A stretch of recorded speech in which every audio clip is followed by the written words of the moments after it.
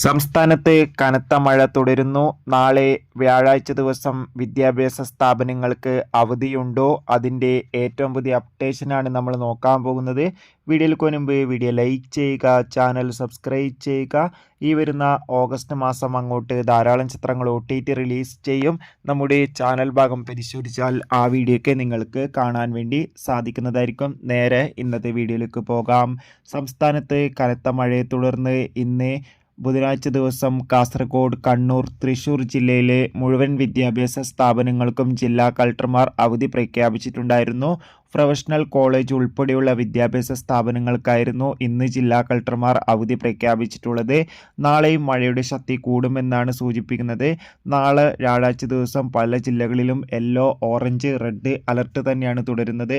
മിക്കവാറും orange, red alert പ്രഖ്യാപിച്ച ജില്ലകൾക്ക് അവധി സാധ്യത കാണുന്നുണ്ട്. കോട്ടയത്തൊക്കെ രാവിലെ തന്നെ മഴയുടെ ശക്തി കൂടുകയാണ്. ഇനി നാളെ അവധി വല്ലതും ലഭിച്ചാൽ ആ അപ്ഡേഷൻ നമ്മുടെ ചാനൽ ഭാഗത്തിലൂടെ നിങ്ങളിലേക്ക് എത്തിക്കും. ആ വീഡിയോ കിട്ടാൻ വേണ്ടി ചാനൽ ഇപ്പോൾ തന്നെ സബ്സ്ക്രൈബ് ചെയ്യുക. ബൈ.